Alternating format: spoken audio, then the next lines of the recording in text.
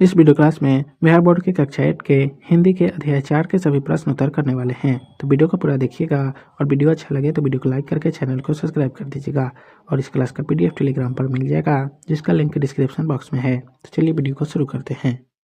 अध्याय 4 है बाल गोविंद भगत, जिसका पहला प्रश्न है, बाल गोविंद भगत गृहस्थ थे, फिर भी उन्हें साधु क्यों कहा जाता था? इसका उत्तर होगा, बाल गोविंद बेटा पतोह वाले गृहस्थ थे, लेकिन उनका आचरण साधु जैसा था।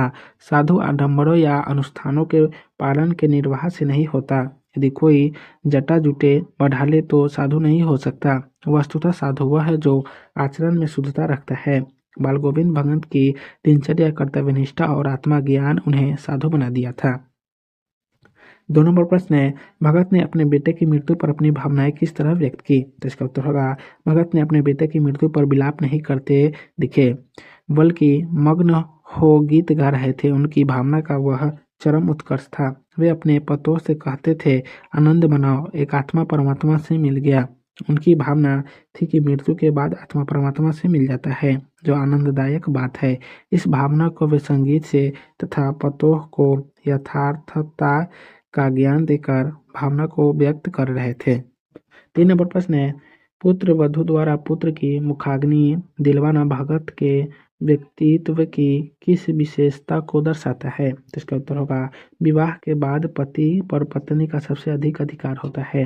पत्नी का भी कर्तव्य सबसे अधिक पति के प्रति ही होता है। गृहस्थ आश्रम में दोनों एक दूसरे के पूरक हैं, अतः पतोहू को सबसे बड़ा अधिकारी माना, उसी से मुखाग्नि दिलवाया। यह कार्य भगत के व्यक्तित्व की सच्चाई और महानता को दर्शाता है।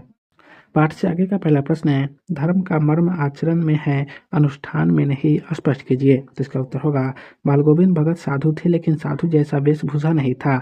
आचरण की पवित्रता और दिनचर्या से वे साधु ही थे। गृहस्थ होकर भी साधु जैसे आचरण ही धर्म का मर्म है, न कि साधु जैसा आडंबर करके। 2 नंबर प्रश्न है, बाल गोविंद भगत कबीर को साहब मानते थे, इसके क्या क्या कारण हो सकते हैं? तो इसका उत्तर होगा, बाल गोविंद भगत कबीर पंथी होंगे, वे कबीर के पद से अधिक प्रभावित होंगे। भगत जी आडंबर से दूर रहकर मानव सेवा में विश्वास रखते होंगे। कबीर के आदर्श को बाल गोविंद भगत मानते होंगे, इसलिए वे कबीर को ही अपना साहब मानते थे।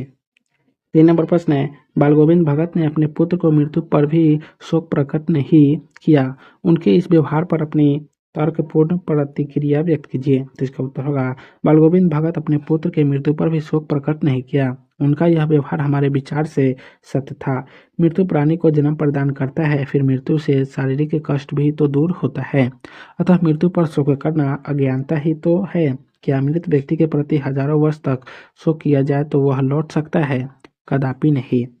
4 नंबर प्रश्न है, अपने गांव ज्वार में उपस्थित किसी साधु का रेखाचित्र अपने शब्दों में प्रस्तुत करें। तो इसका उत्तर होगा, हमारे गांव में एक साधु रहते हैं, बिल्कुल साधु रूप, स्वभाव, आचार विचार सब में साधु।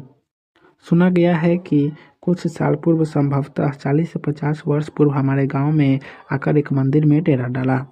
लोग उन्हें साधु बाबा कहकर सम्मान देते हैं। साधु बाबा को कभी हमने गुस्सा या नाखुश नहीं देखा।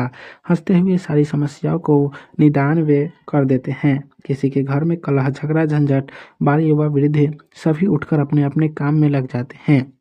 किसी के बारे में जब साधु बाबा को पता चलता है कि रोग से पीड़ित हो गया है, तो साधु बाबा इलाज के लिए प्रबंध करते हैं और उन्हें अस्पताल तक ले जाते हैं, उनका समुचित इलाज करवाते हैं। उन्हें माध्यम से जाने पर इलाज में डॉक्टर भी कोताही नहीं करते। पंचायत में भी उनकी भूमिका निर्णायक माना जाता है। इसे जो कहा सबके लिए मान है। धन है साधु बाबा, जिनके कारण हमारे गांव के लोग बड़े खुश एवं संपन्न हैं। किसी को कोर्ट कचहरी नहीं जाना पड़ता है। 5 नंबर प्रश्न है, अपने परिवेश के आधार पर वर्षा ऋतु का वर्णन करें। तो इसका उत्तर होगा, हमारे गांव नदी के किनारे बसा है। गांव के तीनों ओर झील हैं। जब वर्षा ऋतु आता है तो हमारे गांव के चारों ओर पानी ही पानी दिखाई देता है। लोगों को बड़ी परेशानी होती है। गांव में साग सब्जी की कमी हो जाती है। सबसे अधिक जलावन की दिक्कत गांव में होती है। जब वर्षा आती है तो लोग गांव से बाहर धान रोपण के लिए निकल जाते हैं। गांव से अधिक खेतों में लोग दिखाई पड़ते हैं। जब वर्षा होती रहती है तो गांव थमा जैसा लगता है। अधिक वर्षा से गांव वालों को बड़ी हानि उठानी पड़ती है। 6 नंबर प्रश्न है, अब सारा संस्कार निस्तब्धता में सोया है। बाल गोविंद भगत का संगीत जाग रहा है व्याख्या कीजिए। तो इसका उत्तर होगा प्रस्तुत पंक्ति हमारे पाठ्य पुस्तक इसलिए भाग 3 के बाल गोविंद भगत पाठ से संकलित है। इस पाठ के लेखक राम वृक्ष बेनीपुरी जी हैं। यह पाठ एक रेखा चित्र है। बाल गोविंद की संगीत साधना गर्मी हो या वर्षा सदैव चलता रहता है। भादों की रात में भी चाहे वर्षा होती रहे या बिजली की करकराहट रहे, यहाँ तक मेढक की टट्टर आवाज भी बाल गोविंद के गीत को प्रभावित नहीं कर पाती। आधी रात में उनका गाना सबको चौंका देता। जब सारा संसार निस्तब्धता में सोया है, बाल गोविंद भगत का संगीत जाग रहा है। 7 नंबर प्रश्न है, रूढ़िवादिता से हमें किस प्रकार निपटना चाहिए? किसी एक रूढ़िवादी परंपरा का उल्लेख करते हुए बताइए कि आप किस प्रकार निपटेंगे। तो इसका उत्तर होगा रूढ़िवादिता हमारे समाज के लिए अभिशाप है। इससे निपटने के लिए हमें दृढ़ संकल्प होना चाहिए। हमारा समाज रूढ़िवादिता से संक्रमित है, जिसके कारण समाज के लोगों का जीवन कठिनाइयों से भर जाता है। उदाहरण में किसी के मरने पर खूब भोज करना हमारे विचार से उचित नहीं। कोई गरीब का बाप मर जाता है तो गांव के लोग उसे भोज करने को विवश कर देते हैं। परिणाम स्वरूप निर्धन व्यक्ति कर्ज लेकर भोज करते हैं। फिर भी महाजन के चंगुल से निकलने के लिए वर्षों दुख झेलते हैं। क्या जरूरत है कर्ज लेकर भोज करने को?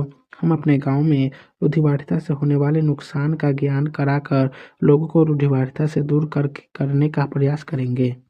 तो आज के इस वीडियो क्लास को यहीं समाप्त करते हैं। फिर मिलेंगे नेक्स्ट वीडियो में। तो आप सभी को वीडियो देखने के लिए बहुत बहुत धन्यवाद।